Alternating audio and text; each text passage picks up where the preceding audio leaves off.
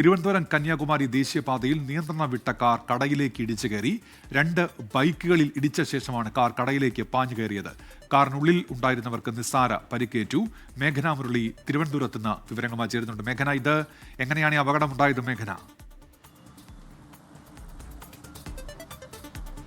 അല്പസമയം മുന്നെയാണ് തിരുവനന്തപുരം കന്യാകുമാരി ദേശീയപാതയിൽ പ്ലാമൂട് ഈ വാഹനാപകടം ഉണ്ടാകുന്നത്. കാർ നിയന്ത്രണം വിട്ട് തൊട്ടടുത്തുള്ള കടയിലേക്ക് ഇടിച്ചു കയറുകയായിരുന്നു. അതിനു മുന്നേ ഈ കാർ കടയിലേക്ക് ഇടിച്ചു കയറുന്നതിന് മുന്നേ തൊട്ടടുത്തുണ്ടായിരുന്ന 2 ബൈക്കുകളെയും പൂർണ്ണമായും തകർത്താണ് കടയിലേക്ക് ഇടിച്ചു കയറിയത്. ആ ദൃശ്യങ്ങളിൽ കാണുന്നത് പോലെ തന്നെ തലനരയ്ക്കാണ് ഒരു വലിയ അപകടം ഒഴിവായത് എന്ന് പറയാം. പിന്നീട് ഈ ക്രെയിൻ അടക്കം ഉപയോഗിച്ചാണ് ഈ കാർ സംഭവസ്ഥലത്ത് നിന്ന് മാറ്റുകയും ചെയ്തിട്ടുള്ളത്.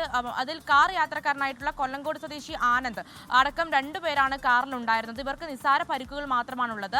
ഈ 2 ബൈക്കുകൾ പൂർണ്ണമായും തകരുകയും ഈ കാറിന്റെ മുൻഭാഗവും തകർന്നിട്ടുണ്ട്. എന്തായാലും മറ്റു പരിക്കുകളില്ല. പക്ഷേ അവിടെ വഴിയാത്രക്കാരൊന്നും ഇല്ലാത്തത് വലിയൊരു അപകടം ഒഴിവാക്കിയിട്ടുണ്ട്. എന്താണ് അപകട കാരണം, ഈ കാറിന്റെ നിയന്ത്രണം വിട്ടുപോകാനുള്ള കാരണം എന്താണ് എന്നുള്ളടക്കമുള്ള കാര്യങ്ങൾ ഇനി വ്യക്തമാകാനുണ്ട്. എന്തായാലും ഇപ്പോൾ സംഭവസ്ഥലത്ത് പോലീസ് അടക്കം എത്തി ഒരു അന്വേഷണം നടത്തുന്നുണ്ട്.